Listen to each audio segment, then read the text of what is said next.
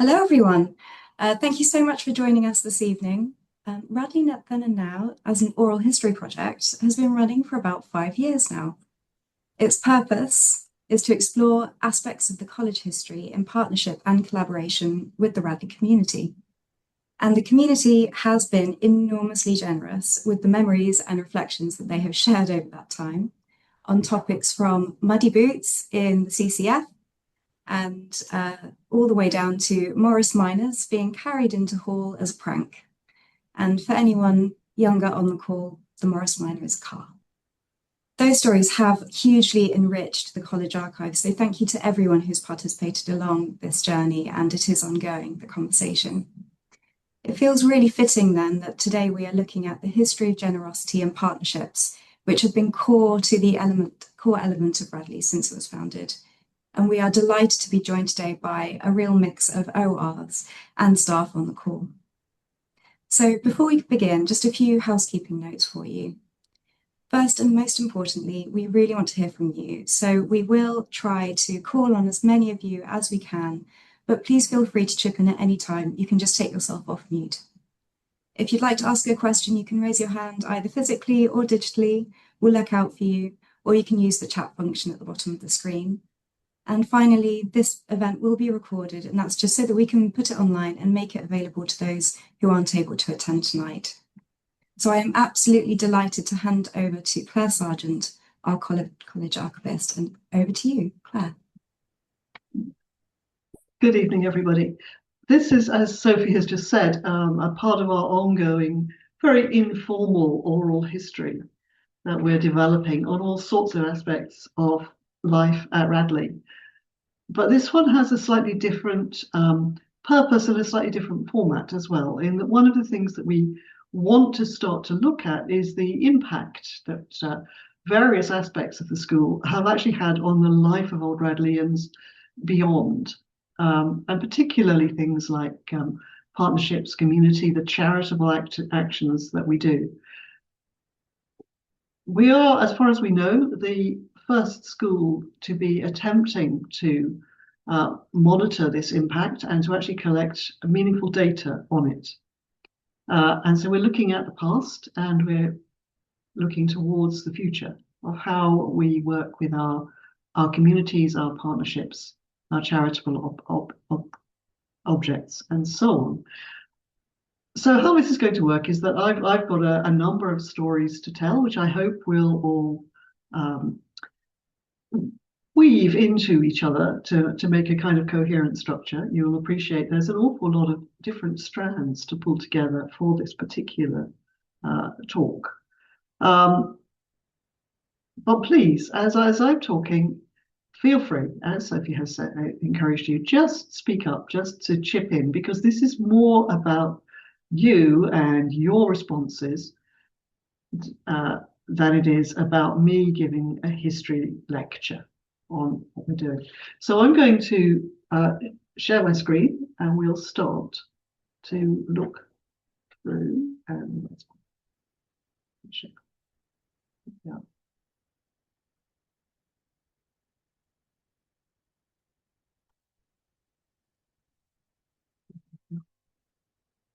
So this is philanthropy, partnerships, and community. This is something that goes right back to the very beginning of the school. Even before we were founded, it was an object that the school should possibly, if it ever could, and indeed they did do it immediately, have scholarships for boys to come here for free. 1 in 10 boys, hopefully. But also at the part of that was a sharing in the activities of the village, so that our founders, Sewell and Singleton, both made sure that they used village laundresses, they supplied the school from the local farms, and things of that sort. And they worked very closely with the locals.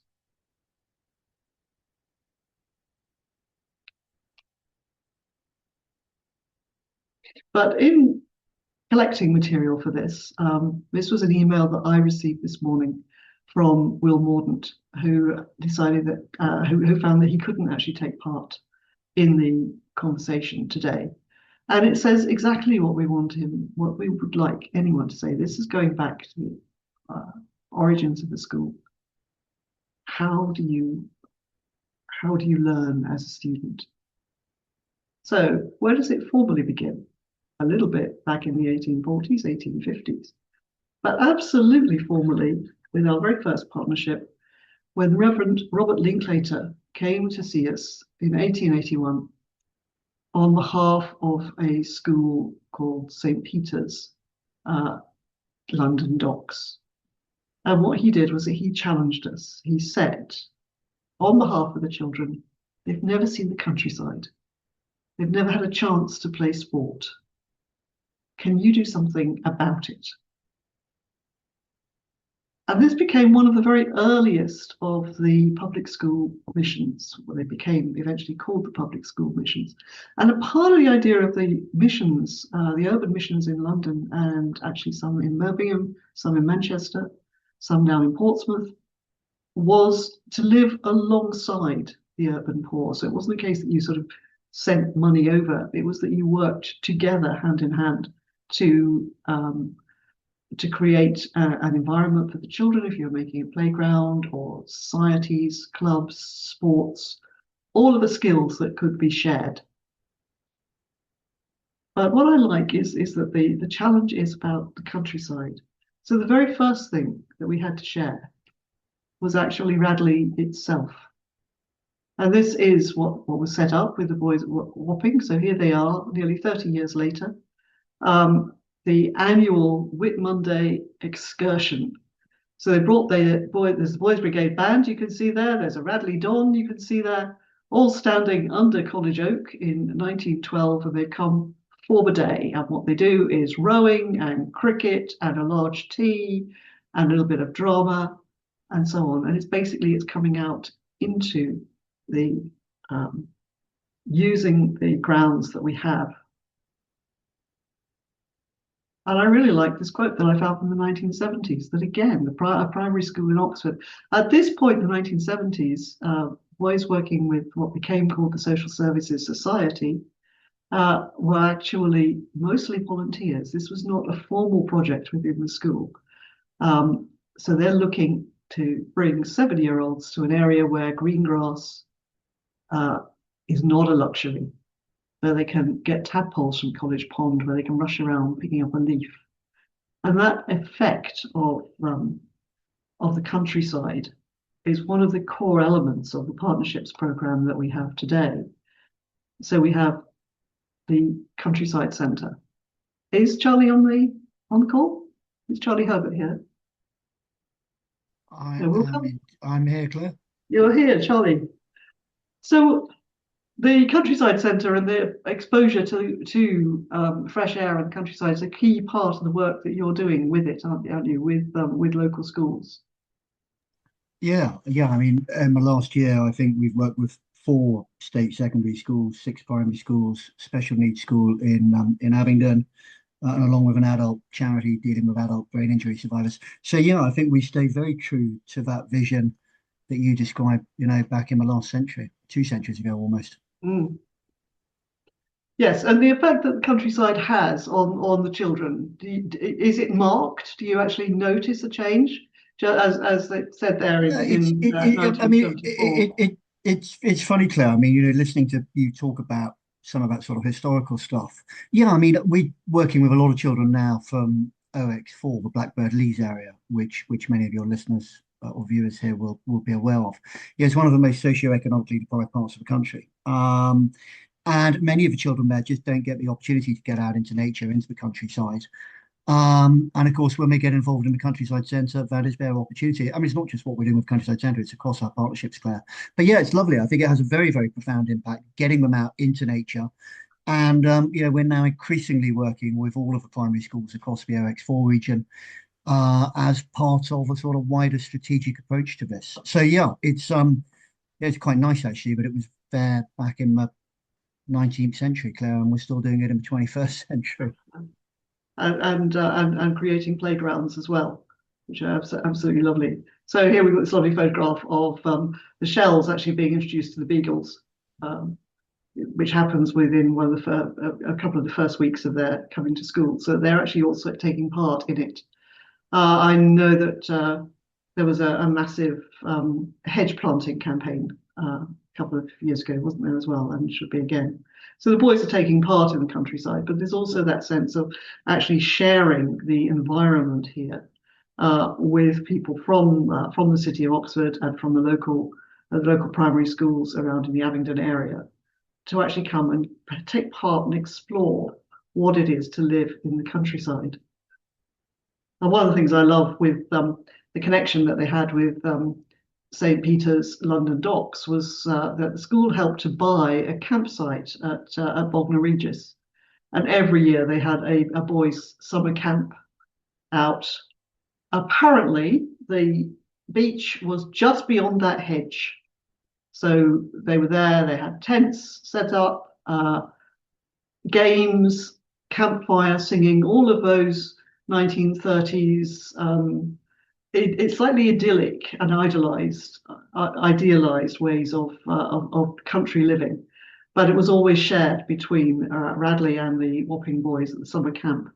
And actually, it expanded so that the church at St. Peter's actually, after a while, bought themselves a house there, which became a cottage that people like the Mothers' Union would go down and stay in as well. So they were expanding the idea of countryside activities and access for the people from the city.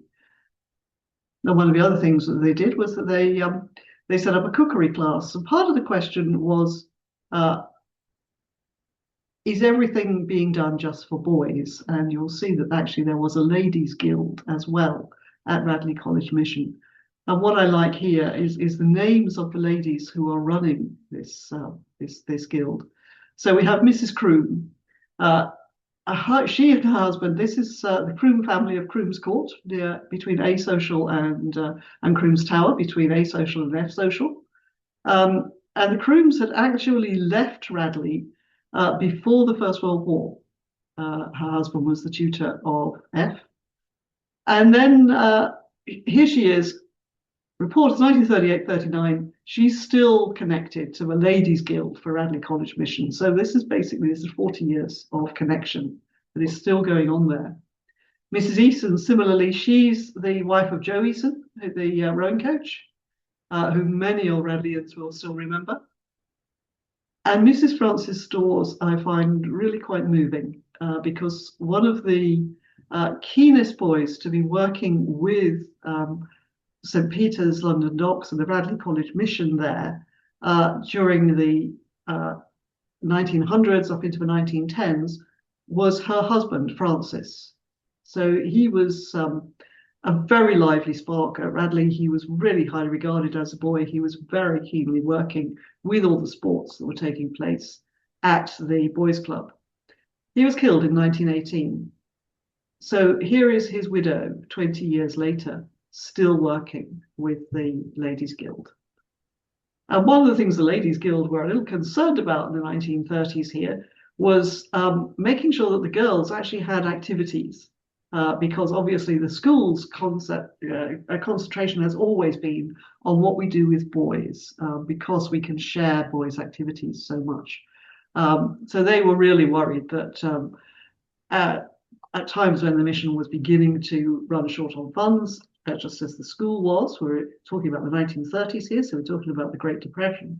At that point, are the boys going to get the money which they would really like to share with the girls? So what you're getting is shared cookery activity going on. And I was talking to John Sparks a little earlier, and we were talking about cookery now. There's a lot of cookery that goes on across Radley, but I think you said that you just had a shared experience with Broadway Academy, which is one of our partnership schools. John, would you like to talk about that? Thanks, Claire. Yeah, and yeah, great to see that wonderful photograph on the screen right now. Yeah, I think cookery is that wonderful opportunity for our boys at Radley College to share a partnership activity which is very such a mutual in terms of each party can interact together. And one of the examples which you allude to is an example of working with a school in Birmingham called Broadway Academy, who we've been partnered with now for about 5 years. A totally different school to ours, located in the Perry Bar part of Birmingham, just by Aston Villa Football Club. And in fact, Charlie Herbert joined us on this. We took a group of sixth form boys away for a residential with some girls and boys from Broadway Academy, most of whom are Muslim in terms of their faith and have a totally different style of cooking. And we had 2 nights away. On one night, our boys cooked, and on the second night, the girls and boys from Broadway cooked. And it was one of those wonderful opportunities where by not only could they learn the different ways, perhaps different cultures cooked, but it naturally led to conversation through which just a greater awareness and understanding could form, but also a degree of trust, a degree of relationship, which then later on developed into much wider conversations as well. So, cooking is, I think we all know that, it's such a wonderful way to sort of bring people together. Yes, it very much is a wonderful shared activity, and a great deal of mutual trust and so on. One of the other things was that we had a lot of sport to do with it. This is the Boys Brigade, the Radley Boys Brigade Club Challenge Cup from 1939. And this was brought to me a few years ago by the son of one of the people who had won it. He'd actually found it in a junk shop somewhere in London. He spotted it and knew exactly what it was.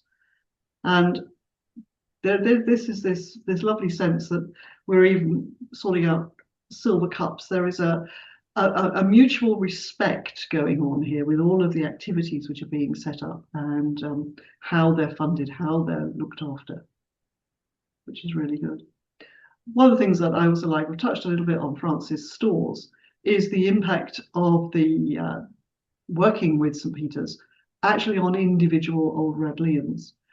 This is Selwyn Oxley, who went on to work with the deaf. He became the leading exponent of sign language. He and his father funded the building of clubs for the deaf and churches for the deaf, which were entirely based around visual material. And one of the things that he did was he had this caravan where he would tour. He also encouraged deaf photographers. This is taken by a deaf photographer, people who before this had not been encouraged to develop skills. We see that with the cookery as a skill that you have to you learn. In the end, his library of books on work with deaf became the central part, the founding stock of London University Hospital's collection of material.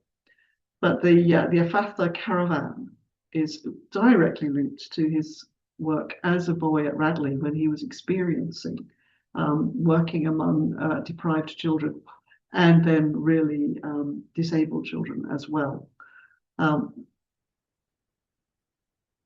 But we're seeing that carving out a career. This is Richard Claxton talking about healthcare and charity work. He's now looking at the role of gardens in therapeutic. We do have Richard on the call. Is Richard on the call? Yes. Lovely. Yes, Richard, let's hear from you, please. Hi, thank you. Yeah, I don't remember when I said that. But no, it's nice to be here, and it's nice to be a part of this meeting. Yeah, definitely. I think there was a juxtaposition when I was at Radley. I'm not sure if it's still the case. On Wednesday afternoons with CCF and voluntary VSO, as we called it. I'm not a particularly CCF type person, so as soon as I could possibly change my direction, I started doing the voluntary stuff, and that sort of dovetailed well with work experience that I was doing in advance of applying for medical school.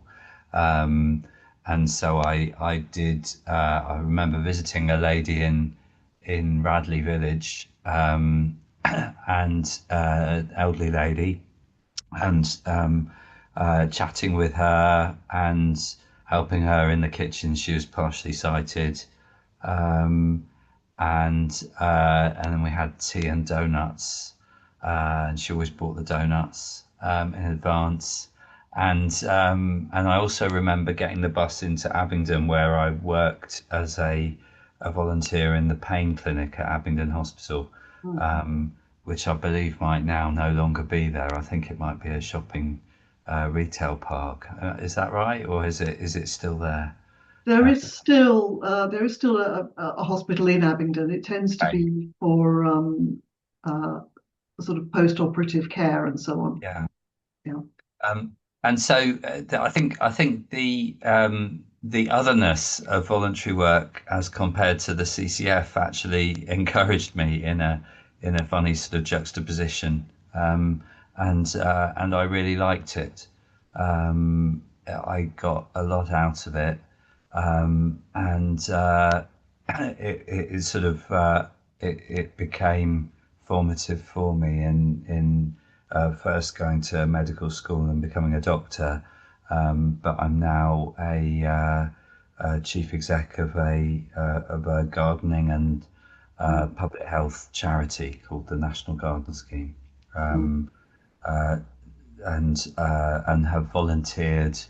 I volunteered as a medical student for the Terence Higgins Trust, looking after people living with AIDS back in the early 90s.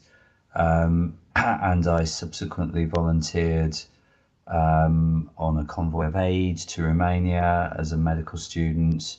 Voluntary work has been a sort of part of my life all the while, alongside my career as a GP. So I've more recently volunteered as a garden guide at Sissinghurst for the National Trust. So I don't know what that says about me or what that says about Radley, but it's always just been part of something that I wanted to do. And I think maybe partly, yeah, it's really fascinating hearing John talk about the work that's going on with local schools and Charlie. And we had similar arrangements when in the 1980s when I was at the school, but I never actually got involved in any of the exchange programs. But I think one as a Radleian, one's never in any doubt as to how privileged one is, and that drove me, I think, as a way of saying thank you, I guess. I'm not sure if that chimes with current or more recent experience. I don't think there's any doubt that my awareness of how fortunate I was being at Radley had an impact on me in that respect at that time. So there's something there about giving back, not in a too cheesy way, but just in a sort of underlying background motivation, I guess. A bit quiet, Yes. nevertheless. Does that make sense? Yeah, that makes perfect sense. Is there a sort of sense that actually, because there was the opportunity to volunteer while you were here at school, that made it slightly more easy to volunteer later on with things because you knew how to do it, sort of thing, and it wasn't quite such a scary or alien. No, definitely. I think so. I think there's if it's on the menu as part of options or whatever you call them at Radley, then it's then becomes part of the menu as an option afterwards that you wouldn't have a problem seeking out. And I've spoken quite recently to people who've never volunteered about what it was that made me volunteer or what that was. And no, Claire, spot on. I think the fact that it's there as a doable thing, as a laudable thing, as a recognisable thing that's built into your curriculum, and your timetable normalizes it and makes it definitely more part of what you might aspire to do as a normal part of your hobbies almost once you've left. Yes. Thank you, Richard. That's really it's really enlightening to hear how people were affected by it. One of the other things. I just see that John Sparks has put something in the chat that he'd like to speak in response to Richard's, I think. Thank you, Elizabeth. Yeah. John? Thanks, Elizabeth. Yeah, really happy to speak to this. And Richard, thanks ever so much. It's sitting as I do, thinking about the current Radleians and what they're doing, and to hear your journey is fantastic. So thanks so much for sharing that. And just to your point about, does it still happen on a Wednesday? Absolutely, it happens on a Wednesday. I think one of the big changes, Richard, is that it's now put into curriculum time with relation to schools rather than after curriculum time, which means that much of the work that pupils can now do is not something which it would be an after school club, but actually something which is embedded into the school day of local secondary schools or primary schools, which gives us much greater scope to do things.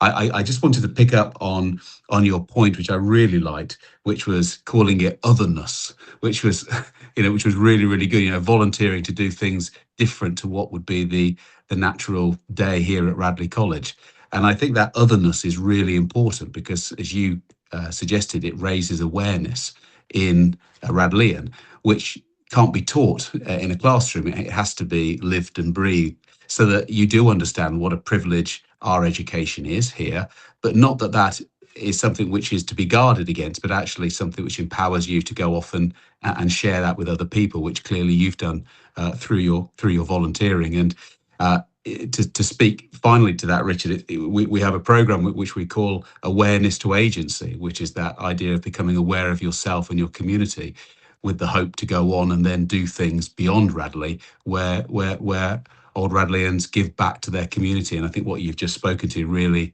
epitomizes that. So thank you very much. I really valued hearing that. Thank you, John. Can I just come back on that? That's really lovely to hear, and I'm really delighted that it's incorporated in the curriculum at both ends on schools as well. I think Sophie and I spoke a year or two ago about some of these issues, and I think I'd be disingenuous to the assembled company if I didn't contextualize where I was coming from, because I think there's no question in my mind that part of my awareness of my motivation in wanting to volunteer was a slight skew in why I was at Radley and how I got to Radley, because I came from a relatively compared to a very comfortable background. I don't want to get the violins out at all, but I came from a background where I was on a full bursary because of my dad having taught at the school around the time of my birth for about 8, 10 years, 12 years, I think.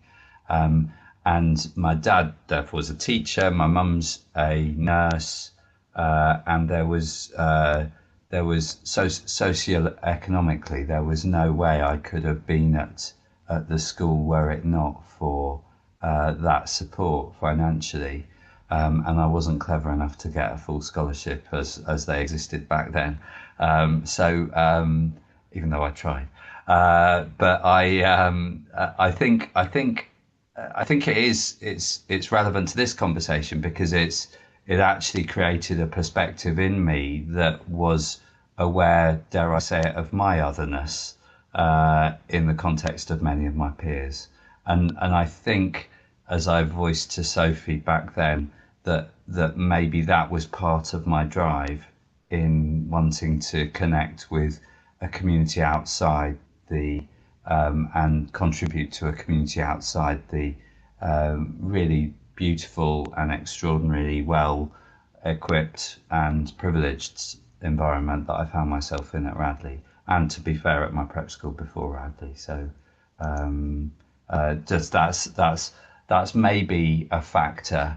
I'd love to say I was starting from zero, but I wasn't. I was starting from a place of kind of awareness that I was less well off, and I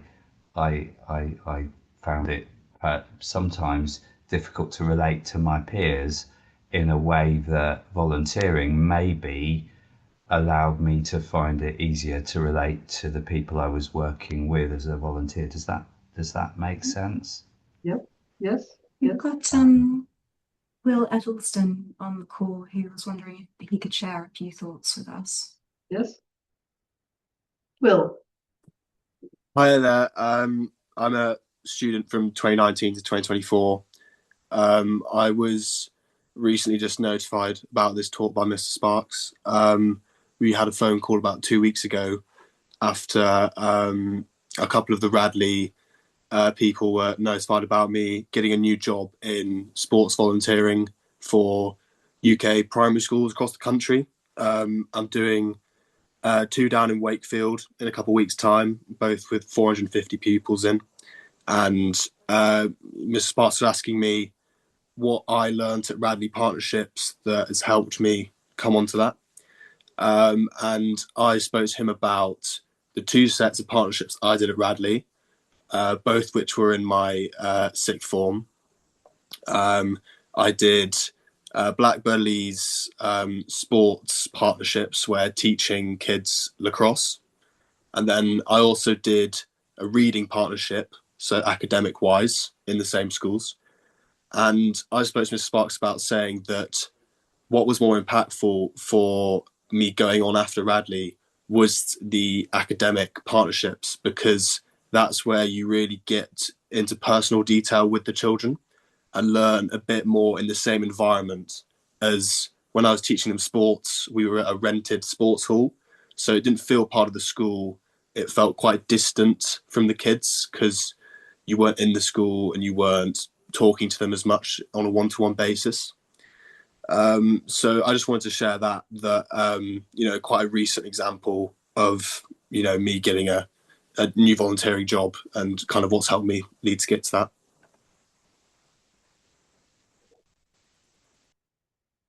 That's lovely, thank you.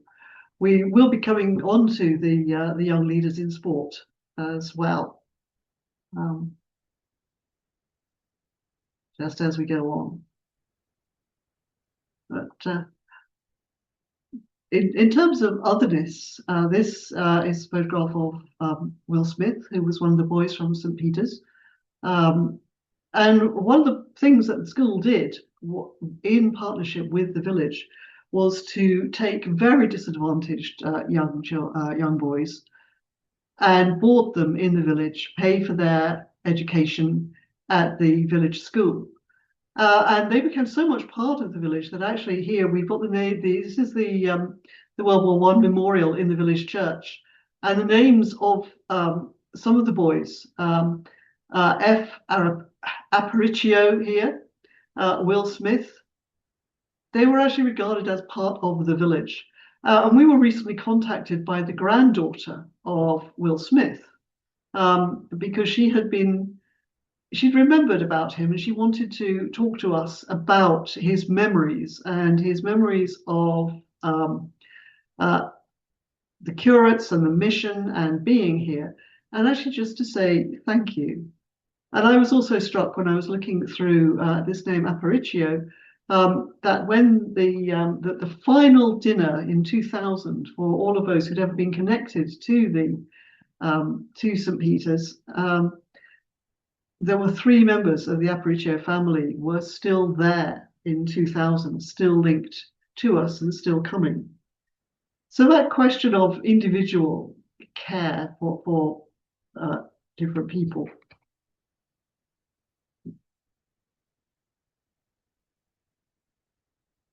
And many will remember in the 1970s, the Reverend Olin Maconey.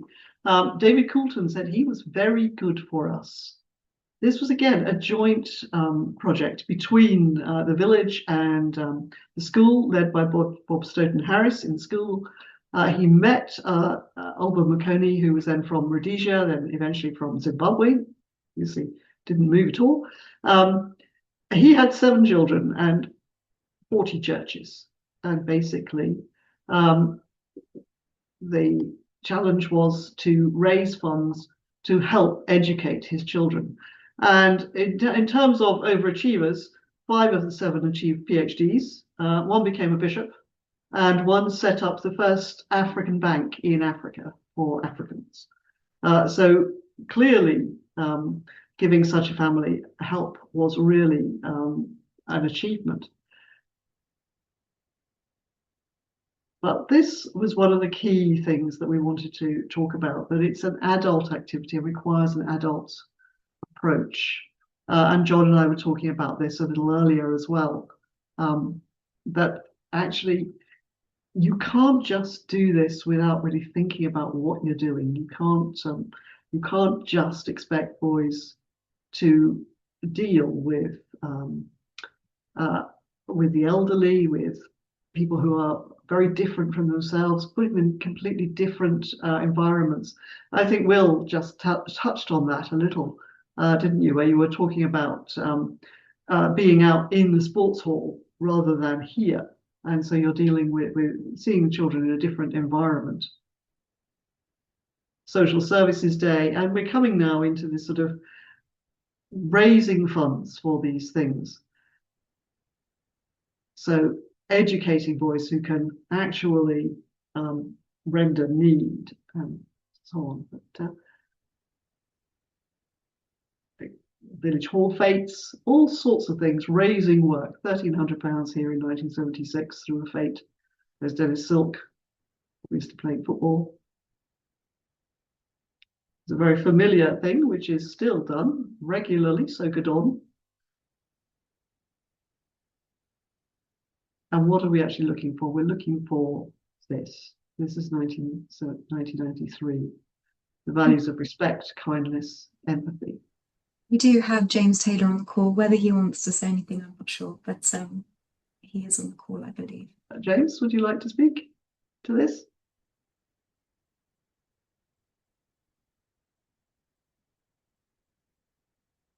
Perhaps we can come back to him later if you want. Yeah.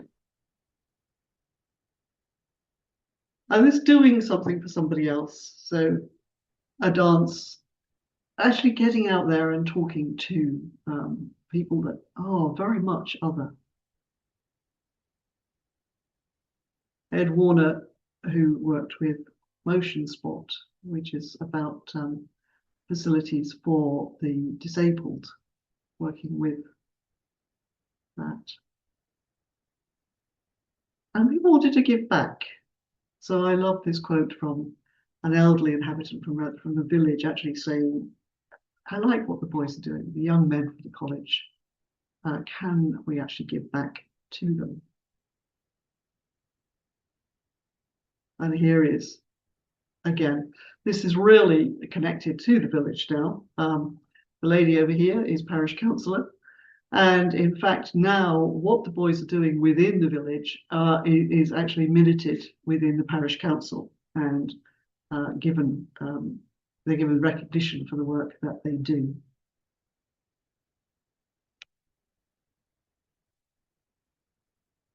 You're going to look at charitable giving as well, which is one of these key things. So Starahay Boys Centre here, we boys did a sponsored walk, which raised the funds for science equipment for an A-level at Starahay Boys Centre. I looked up today and they are still going strong in Kenya. Their website is very vibrant.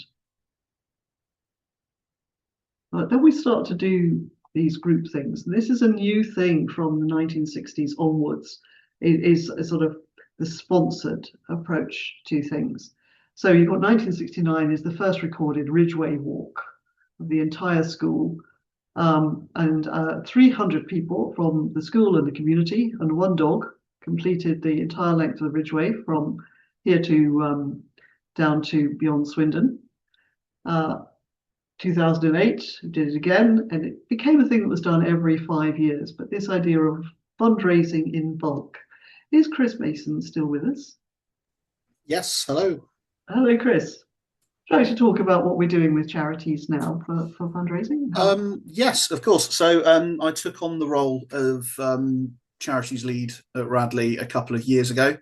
I work quite closely with John Sparks in the partnership side of things. So we do have a partnership strand, charity strand to our partnerships. At the moment, that involves me working with a group of fifth form with one of the big local sort of homeless charities, Oxfordshire Youth, or youth charities, but they deal with youth homelessness, young people supported accommodation, youth leaders, all manner of things. They also work really well as a hub for smaller local charities when they need support.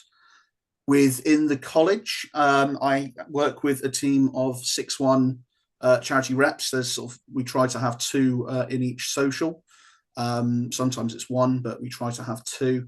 And I also have a 6-2 charities lead. So what I try to do with them when it comes to sort of any of the big college drives, I'll take the Poppy Appeal, for example, in November.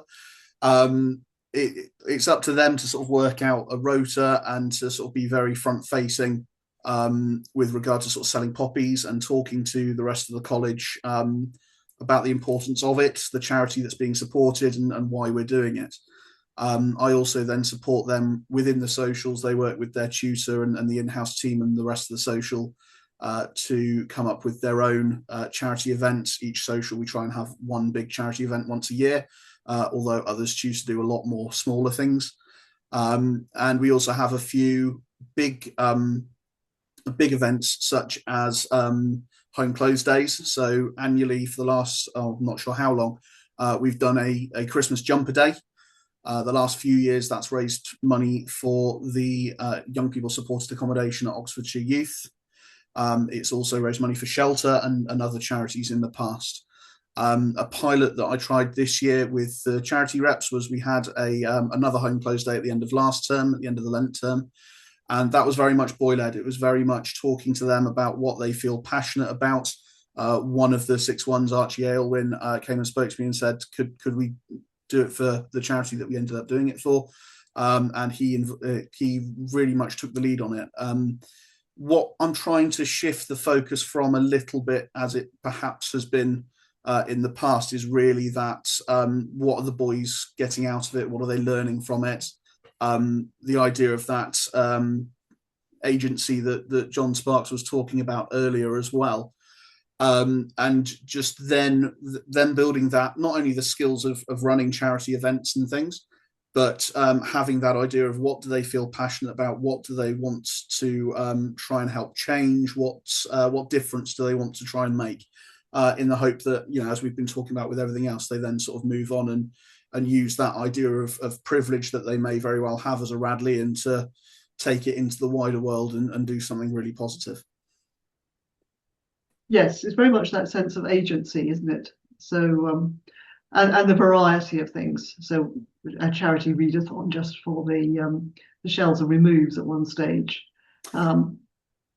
Yes, so for example, sorry to jump in there, Claire, as well, the removes every year do a big fundraising thing within socials with their sub-tutors. So they learn the teamwork, learn the building, learn the skills, but also, that idea of agency as well. Yes. And then we come into very much into agency, which is the link, because there's a lot of links between charity and sport and sporting activities linked to the charity. And Pete Bennett, you've been running the Young Leaders in Sport. This, I know that Luca Hargreaves was not one of the Young Leaders in Sport, but I really like the fact that his reason for not being on the call this evening, which he wanted to be in, was because he's actually doing some tennis coaching. So I thought this actually says exactly what we want to say. You can't be here because you're volunteering to do something else. So, Pete, would you like to talk to us a little bit about the Young Leaders in Sport? Yeah, hi all. Yeah, we can do. It's been something that's been going on in the background for many years, I'm sure, because sport is an integral part of Radley College and part of Radley College education.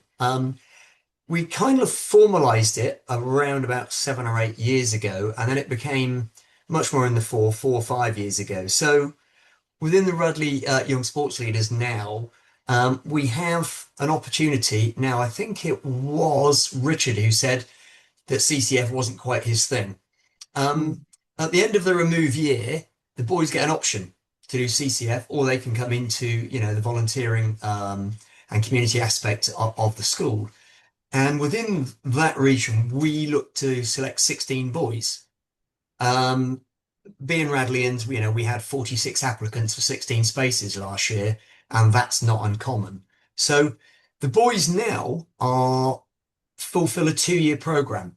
So that's every single Wednesday, all the way through their 5th year, and as a 6-1, and they basically sign up to volunteer to deliver a sports program to a number of primary schools initially in Blackbird Leys. Now, as many of you will know, have been to the school, Blackbird Leys is no more than 3 or 4 miles away. And as Charlie Herbert mentioned earlier on, it is the polar opposite to Radley. This is exactly what Richard was saying as well, which is, you know, we step outside of the wonderful, beautiful surroundings that we've got into an area where it is, as I said, the polar opposite. So what's really nice now is that we've been delivering this program, and I have to say that John Sparks has been instrumental in making sure that the program can go ahead and that we have the schools in order for the boys to be practitioners in. But the boys have now really taken it to heart in as much that they're with the schools every single week, which I think amounts to between 26 and 28 visits a year. Now, over 2 years, obviously, about an hour and a half a week, it doesn't take too long to build up a relationship with the school, which is then carried on the following term and the term after and the year after.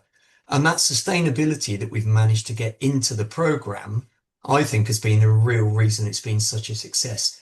Not only with the schools that we go into who can rely upon us to deliver quality physical education or activities, but also with our boys, because our boys have now built proper relationships, not only with the children who change from school to school, but also with the teachers and the schools themselves. And as a result of doing those, they've built up a relationship now that's beginning to drip down into the community of Blackbird Leys. They're beginning to understand why they're doing what they're doing and who they're working with and what the impact has been on both them and the children they're working with. And some of the things are that you're seeing the need for things like equipment. So this was the bike ready. Sorry, yes, absolutely. So it was interesting. Your very first slide said about building a playground for somebody. Exactly. Well, I literally last week have had conversations with chairs of governors on a playground opportunity in Blackbird Leys because they've had certain sort of trim trails condemned. Is there anything we can do? They're not asking directly for us to pay for this. They're wondering, are there connections? Are there through? And that's exactly what happened with the bike deal. During lockdown, in fact, that is a picture of Will Mordaunt in that with myself. We went to a local charity who Active Oxfordshire, who is a strategic partner of the school now and of the sports partnership, who directed us into certain areas of Blackbird Leys in particular. And of course, during lockdown, one of the big things was to get a lot of people active, and people were cycling to work and there weren't any bicycles. So Will came up with the idea that at the end of the first half of term in Michaelmas, so just before leave away, many of the parents would be bringing cars that were far too large to drive empty. Why don't they put in the back of the car any old bicycles that they had, and we'll donate them? We anticipated 10 or 12 and ended up with 100 plus, which were then taken across to Blackbird Leys. They were checked over and they were distributed, and they are being used in bike libraries to this day. And we've done that 3 times now. Yeah, so that lovely link between activity and clear need, and actually Oxford, which is a place that needs bicycles, and where the bicycle is used extensively. And if I'm honest, Claire, not only is it used extensively in Oxford, the majority of the families that we're working with don't have transport, whether that be adults or children. They don't possess a car.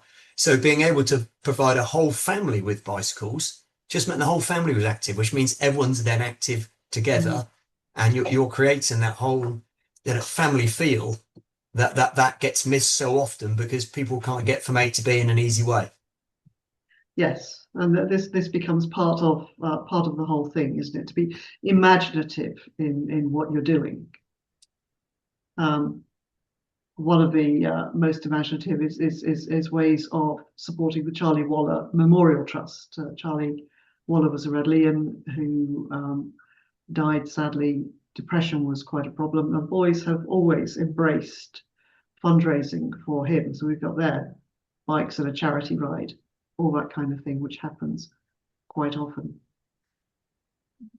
You talked about individual socials doing something. So this is the Ergo Challenge within F Social. I actually put it up in Social Hall, and there they are going for it. Sandy Douglas, is Sandy with us? I can't see him on the call, unfortunately. So I don't think he is. No, I know he's hoping to be, but he isn't. I'm going to push ahead because obviously this is a huge topic. And one of the topics that I'm going to miss out at the moment, because we don't have anyone particularly speaking to it, is the work of taking things abroad. So I'm just going to skip ahead and come to where we can actually speak to. Oh no, actually we can include that. We're less far through than I thought. No, we're further through than I thought. We'll just come back to that. So we started, once airfares became a good thing, we could begin to go abroad. So we went to Gahandu, and we had hoped very much that somebody would be able to speak to us actually from the school itself out there in Tanzania, which included providing fresh water on site. We've got Romania, where we went for many years. Kerala, which was a house building exercise going on for 10 years, to the point where in the end we built so many houses they called the road Radley Road. And going on into careers, I know that James Shakespeare is, I think, not with us today, but this again was exactly the sort of thing that we want to say, does it really make a difference to you if you start to do this kind of thing, this volunteering, as Richard's already said, when you're very young? So we're still doing primary lessons. We talked about academics. The primary school teachers, we've had maths lessons, Latin lessons, phonics lessons, reading to children, all sorts of things that have happened. But one of the things has been that, as I say, we started way back in the 1880s with school boys gathering together their pocket money to help pay for that playground, and then donations from old Radleians to keep the mission going and the boys' clubs in London. We had the social services it started in the 1950s through the 1960s and 70s, which was a voluntary activity. But as this has become formalized, it's become something which now actually needs to be underpinned and seriously underpinned. And this is where Elizabeth comes in. So Elizabeth, are you still with us? I am. Now this is the work of the foundation, really. So that all of the work that's done now is funded by the foundation. So Elizabeth, would you like to talk to that and how that works for us? Absolutely. I believe that the strength of the partnerships program and the impact on the boys who become men is a real testament to their then wanting to actually make sure that the partnerships program continues. So all of partnerships has been funded through philanthropy, through donors. And what it funds can be transport. It's not really so much the Don's times, but often it will be transport will be one of the biggest areas of need. And any other sort of facilities or rentals. We help to take the mighty orchestra, was it 1,000 or 300, hundreds of children from Radley up to Birmingham to play in the Birmingham Symphony, and that was funded through donations. And I think it's just a testament on how we can bring in the volunteering, but also actually together with philanthropy. So it's a perfect balance. And John Sparks will always talk about a sense of mutual benefit. It's not that the school should be handing this out, but actually that we do it jointly, and people believe in this program and this work so profoundly that they believe it just needs to be part of a Radley education. So it's still very much at the heart of what we do. I'm looking to even endow the partnerships program so it's fully protected forever. And I know that we'll get to that stage at some point, but I think that piece of philanthropy and the partnerships just go beautifully together. Thank you. What do you think is the most exciting piece of partnership that you've sponsored through the foundation? I went to Pegasus School last year, and to watch the children hero worship the old Radleians who go in, and it's to see their faces is just tremendous. But I think what I heard from one of the teachers was what you have to realize, Elizabeth, when she was talking to me, was that often these children may not have male role models in their immediate family or in their environment, and they may not always be positive. So for these young men to be going into schools and to be role models, I think is fabulous for the children, but it's also a really big boost for our pupils to understand the responsibility that they carry. Being a role model is a huge responsibility, and I think they've each taken that, what I've seen it, in an earnest way and take it very, very seriously. I walked into a classroom when they were doing robotics. They were drawing robots and to build the robotics. So that's been one of my absolute personal highlights, to see how 8-year-olds drawing robots that actually they could build. And through the robotics partnership program, they've actually been able to take that to competitions. I went, I think, on the hottest day of the year last year with Pete Bennett. He was out there all day. I was a bit of a wimp. I just went for a few hours.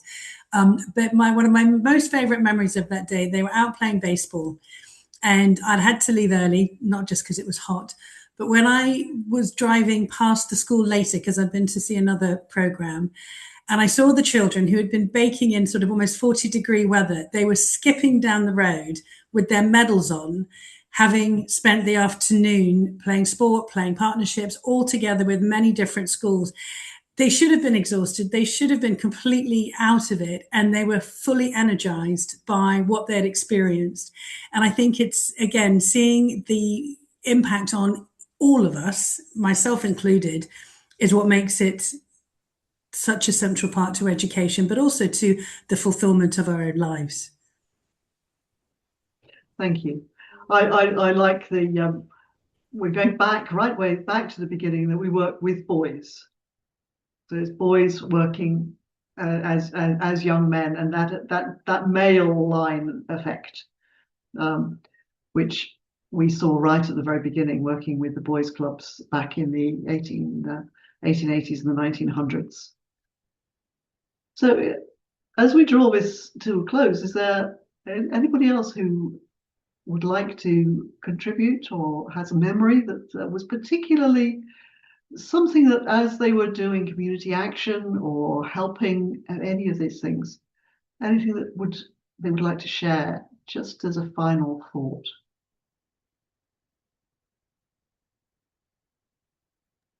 I think just one final thought from me. There's obviously the hugely sort of altruistic aspect and sort of character shaping for our young men and our pupils today, our Radleians. But in a world where it's fiercely competitive to get into the job market, it has absolutely been a strand and a thread that boys are connecting to help differentiate themselves. It's not just about charity.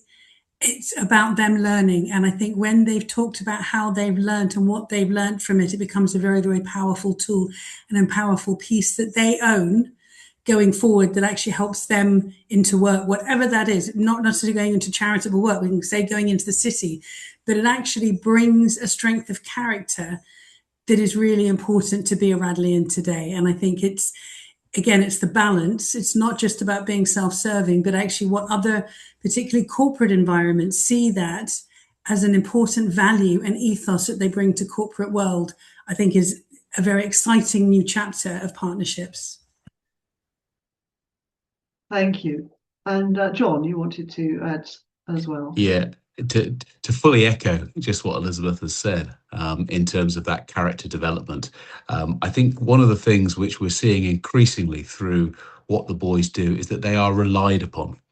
They're not just passing through, but they're expected. And the story that Elizabeth tells and all of the colleagues in the room could tell about children's eyes lighting up when Radleians walk into the room is because the partnerships are sustained, the partnerships are ongoing, and I think that matters to our boys. That we talked about being an adult. I think they feel very much like an adult, and that feeds into this idea of having their own story, which they can tell within interview to further their own self-worth when they put themselves forward for a job application or otherwise. Yes, that was one of the memories that came back, I think, from the 1960s, 1970s. Also, was that some of the boys would go back to visit the elderly that they'd known in Radley Village. Whenever they came back to Radley, they would go and see them. So that sustained relationship and an adult relationship is a key thing for all of it, I think. So I think we draw everything to a close there. So Sophie, if you'd like to finish up and say what we're doing next and so on. But thank you very much, everyone who's contributed. Yes, thank you. As we say, we will be using this to look at the impact of partnerships going forward, as well as a history of the past. Yes, thank you, Claire. Amazing talk, and thank you everyone who's chipped in and shared memories that they've sent them in or been on the call and spoken. That's been really fascinating. I think what's struck me is the sense that with generosity and partnerships, there's this kind of echo through time. We've seen the continuity of the different forms of partnership and ways that it's affected people, but also the echoes within someone's life. They do something early, they have that act of generosity or partnership, and it continues to be a part of their life going forward. So that's been beautiful. Our next archive event will take place in October. It will focus on women at Radley. So if you have memories that you would like to share about women who have taught you or looked after you at the college, dons, sport coaches, music instructors, PHMs, matrons, nurses, administrators, or wives of staff, please let us know, email in, share your stories, and we'll look forward to seeing you then. And we're also hoping to hear from Radley's 15 old Radleians. Excellent. Yes, those rare women ORs. Thank you very much, everyone. Have a lovely evening. Bye.